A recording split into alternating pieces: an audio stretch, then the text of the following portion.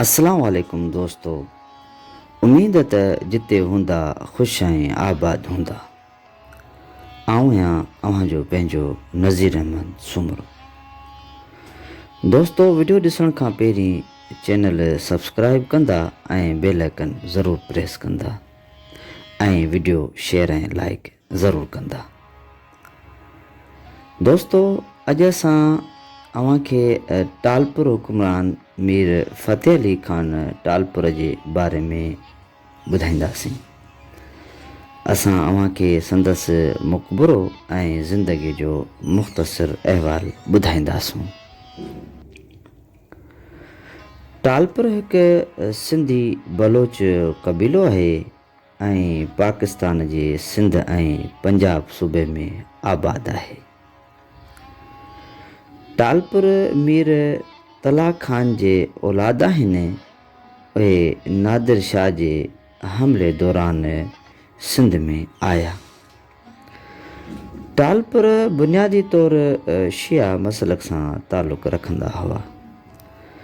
टालपुर ख़ानदान 1743 ईस्वीअ खां 1843 ईस्वीअ ताईं सिंध ऐं मौजूदा पाकिस्तान जे ॿियनि हिसनि खे फ़तह कयो ऐं हुकुमरानी कई। टालपुर फ़ौज कलोड़नि खे शिकस्त ॾिनी।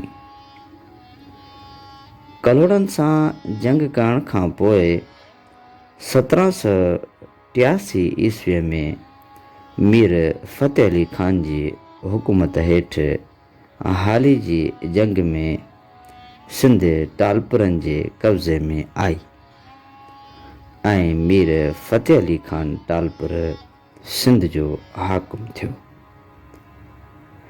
मीर फ़तेह अली ख़ान टालपुर जा टे भाइर हैदराबाद ते हुकुमरानी कंदा हुआ।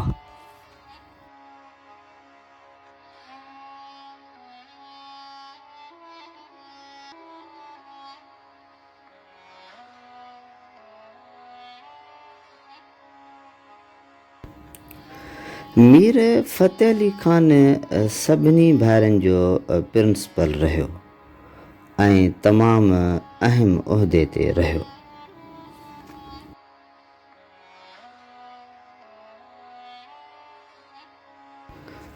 मीर फ़तेह अली ख़ान टालपुर अदल सां हुकुमरानी कई ऐं सिंध जे माण्हुनि खे ख़ुशहाली ऐं इंसाफ़ फ़राहम कयो। मीर फ़तेह अली ख़ान टालपुर 1801 ईस्वीअ में पंहिंजे मरण ताईं हुकूमत कंदो रहियो।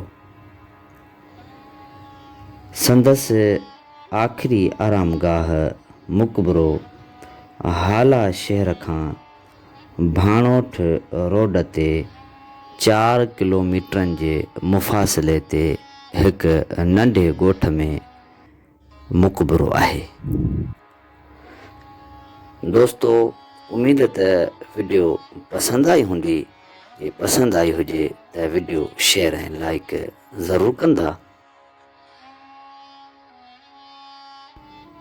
दोस्तों, असांजी इहा कोशिशि रही आहे त अव्हां सॼणनि खे सिंध जे तारीख़ी माॻ या तारीख़ जी जेके शख़्सियतूं आहिनि उन्हनि जी मुफ़ीद मालूमात पहुचायूं।